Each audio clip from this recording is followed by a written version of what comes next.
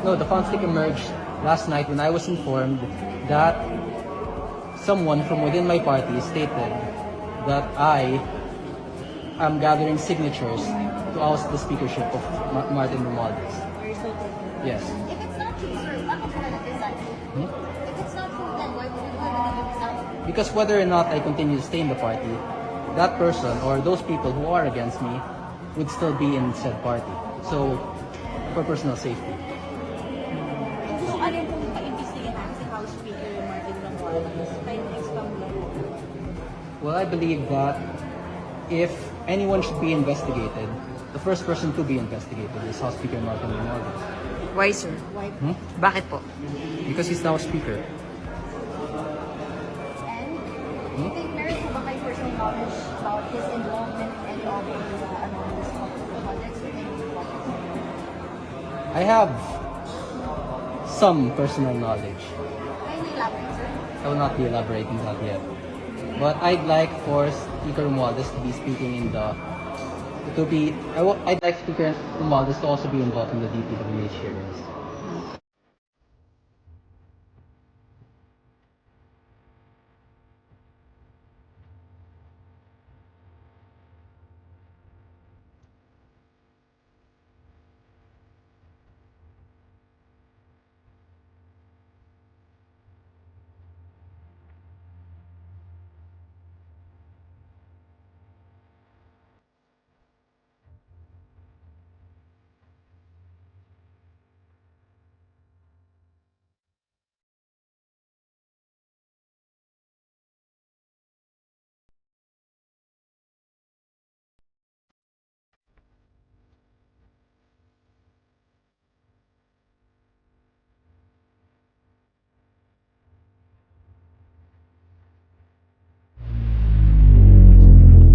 Reaction by PH.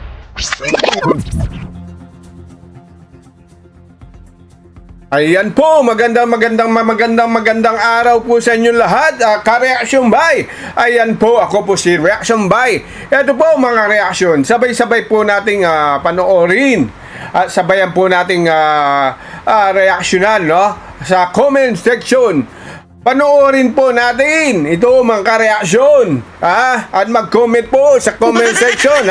At huwag nyo pong kalimutang mag-subscribe, mag-like at mag-share sa ating munting channel.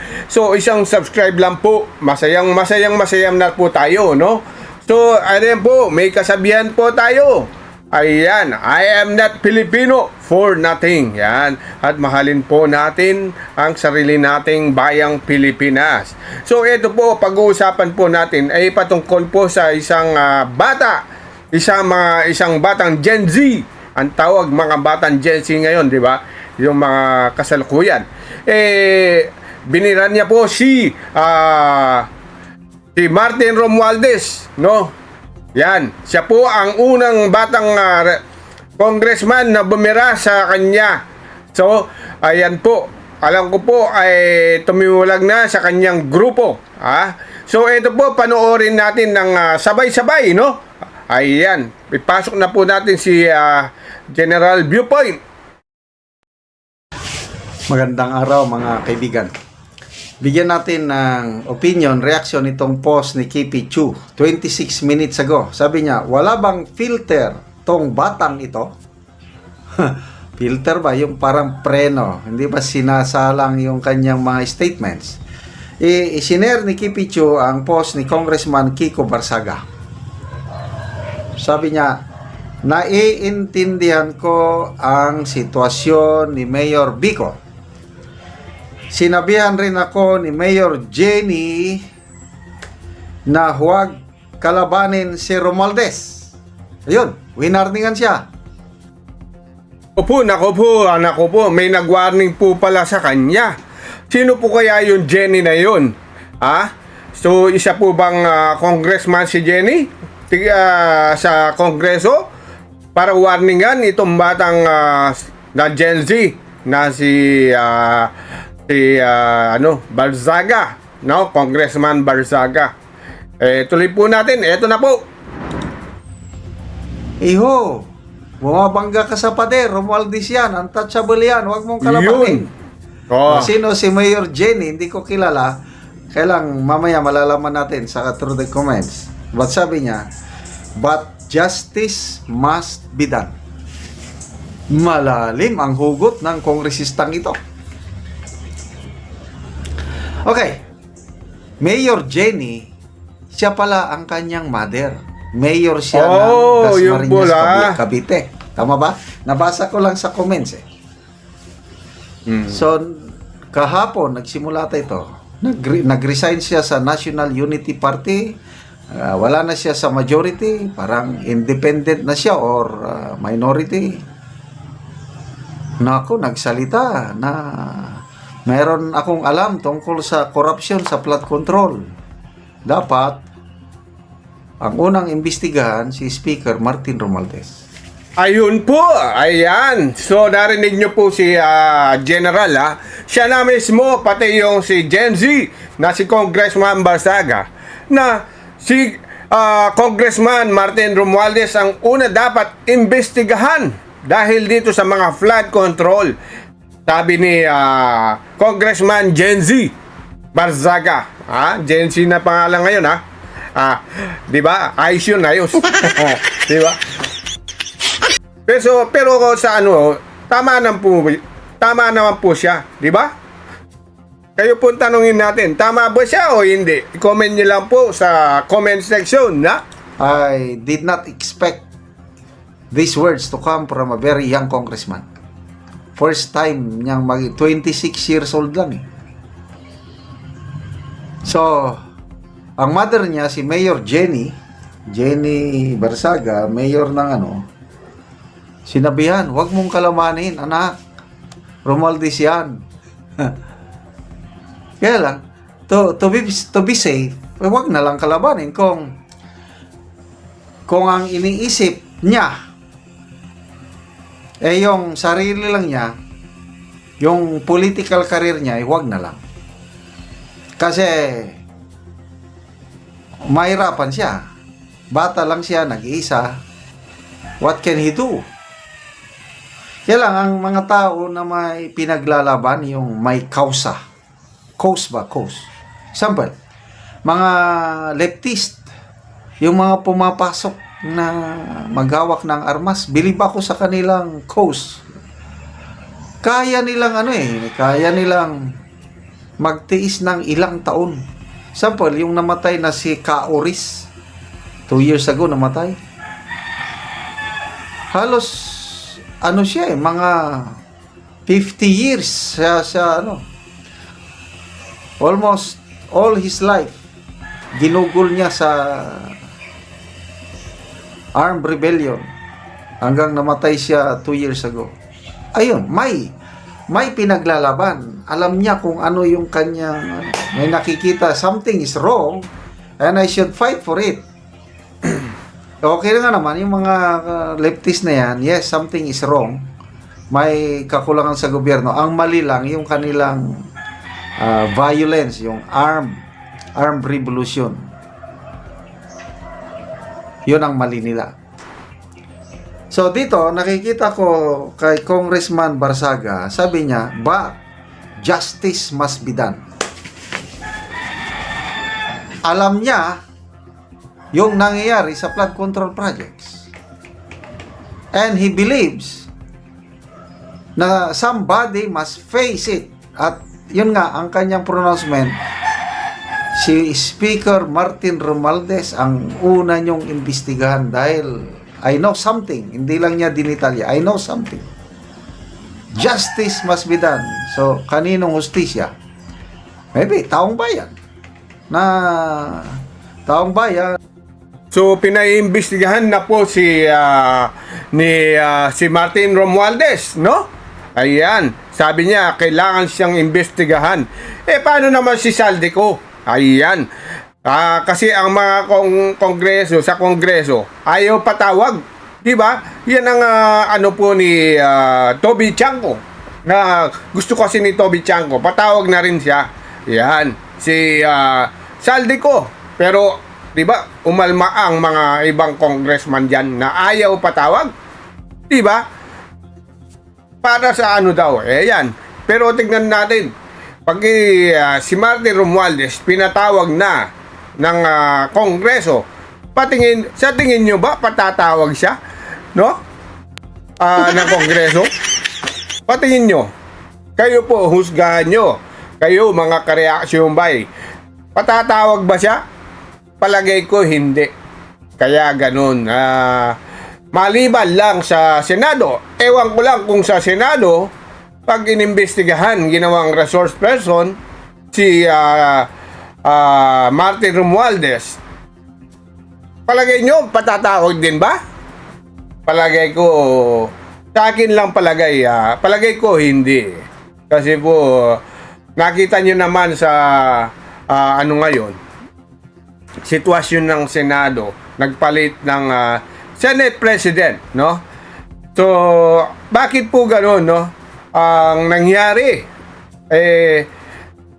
tumawag daw si Martin Romualdez kay Tito Soto para sa humingi ng commitment si Bryce Hernandez na doon na lang daw siya dapat manatili sa Kongreso kasi 'di ba na cited contempt etong si Bryce dahil sa pagsisinungaling dito sa Senado. So sa kasalukuyan dapat nasa Senado. Nung speech po siya si Bryce Hernandez, gusto niya humingi siya ng pabor sa mga congressman sa Kamara na gusto doon na lang siya, manatili siya doon. Tumawag po si diretso kay Senate President po ngayon si Tito Soto. Ang ginawa po ni Tito Soto, hindi naman po siya pumayag. Ang problema po, hindi siya kumonsulta. Yan. Hindi po kumonsulta sa mga kapwa niya senador. Siya lang halos po. Hindi ko lang po alam. Basta siya po ang nagdesisyon. Ang dating Blue Ribbon Committee na si Senador Dante Marcoleta, kaya po naghihinakit dahil hindi po siya kinonsulta dahil po sila ang nagpa-cite in contempt. Di ba? Kung hindi ka naman bastos, di ba? Ba't di mo tanungin ang mga kapwa mo, senador, na sila ang nagpa-cite in contempt?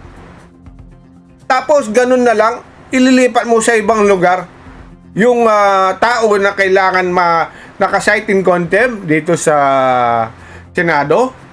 Parang hindi patas, no? Sa tingin nyo, mga ka-reaction bay. Yan po ang hinanakit ni Senador Marcoleta. Yan po ang kanilang pinag-uusapan, no? Sa Senado kahapon. Yan. May-ari sa buwis kasi taxpayers money ang involved eh. Billions of taxpayers money. Kita niya na inaapi ang taong bayan, kaya ipaglaban niya ang taong bayan. Yan ang nakikita ko sa kanya and I salute him for that. Grabe. Anong magiging kinabukasan niya sa politika? Depende. Pag persevere yung may mararating bata nito, yan Congressman Leandro Libeste. Ito ngayon Sa totoo lang, yung sinasabi ni General, iniisip na niya kagad ni General kung anong kahitnahan ni Congressman Barzaga kasi bata pa siya, lumalaban. Sa totoo lang, bata pa siya. Marami pa siyang mapupuntahan, ika nga. So ito po, isang hakbang patungo ito sa sabihin natin na alam mo ang isang tao na ayaw niya sa corruption. Diba? Ito ay lumalaban ng patas itong taong ito. Si Gen Z Barzaga. Diba? Diba mga kaka-reaction bay? Sino ba ang gustong hindi umayos ang ating gobyerno? Siya mismo, kabatang-bata, gusto niya umayos ang ating gobyerno. Kasi may alam po siya na sinabi niya sa kanyang statement na merong nangyayari talagang corruption sa loob ng Kamara. Congressman, batang-bata pa sila, kailan, alam mo, mga Gen Z generation, iba ang kanilang, dating. Okay, so, ito, Ethel Pineda, si Doc Pineda, sabi niya, pati si Mayor Jenny nasabit. Yung mother niya. May Ibanez, Ethel, alam po natin na ang politiko ay isang laro talaga. Mayroon mang ayaw pero sa huli na ilabas magkasabit talaga lahat kahit pamilya. Rizal de Guzman, sakit po siguro ni Mayora. Of course. Nanay niya yun eh. Anak niya eh. Kahit ako siguro. Kung anak ko yan, pagsabihan, depende rin sa kasi ang tatay daw niya matino eh. Palaban din yung tatay niya. Nagmana siguro sa tatay niya si late Congressman Barzaga, PD Barzaga. May pinagmanahan. Oh, yun pala. Pati ang tatay niya pala, ano po sa talaga, political, ano po sila. Sa bagay, dito sa ating bansa kabayan na to, laging political dynasty ba? Di ba? So sila po siguro talagang lahing politiko. Sakit ang ulo ni Mayora. Iyam Dueñas, di kasi siya duwag tulad ni School Bukol Senator. Speaking of School Bukol Senator, may post ngayon kanina lang. Nadamay pa si Senador Congressman Barzaga. Sabi niya, Tito Soto. directing his post to Senator Tito Soto. Diskaya lang ang kaya mo. Takot ka kay Romualdez. Tama. Kasi ang paratang ni Congressman Barzaga kay Senator Soto, masyado daw siyang close ni Romualdez. Sumagot naman si Tito Soto, sabi niya na, you are missing the point. Ipal ka. Romualdez has been my long-time friend. O yun. So, hindi nga naman masama kung dati na silang magkaibigan. Kaya pala na isang tawag lang, ayun. Hindi na bumalik si Engineer Hernandez sa Senate Detention Facility. Tama. Yan ang sinasabi ko. From PNP Custodial Center, dahil nagreklamo ang mga senador, itransfer siya sa Pasay City Jail. Something like that. Anyway, good luck. Talaga naman, sino hindi madidismaya sa desisyon na ganon? Na hindi mo, ikaw, naturingan kang Senate President, hindi mo kukonsultahin ang mga kapwa mo senador, lalo na yung nagpa-cite in contempt. Diba? Isang malaking kalokohan. Diba? Anong nangyayari dito sa ating Senado? Pabuti pa kaninong si Senate President Chis Escudero, at least, sasabihan niya yung mga kasamahan niya. Tatanungin. Eto, nakita nyo naman po, si mismong Senador Marcoleta, nagpahayag, ba't di siya kinonsulta? Kahit na hindi ka na, tawag dito, kahit di ka na member ng Senate Blue Ribbon Committee. Pero napakasakit nga po yun. Ganun po talaga siguro ang kalakaran dito sa gobyerno natin. Ayan po. So, ayan po, yung hindi pa po naka-subscribe sa ating channel, sana po, subscribe po kayo. Isang subscribe lang, masaya na tayo. So, dito muna po magtatapos ang ating kwento kay Congressman Jency Barzaga. Maraming salamat. God bless po.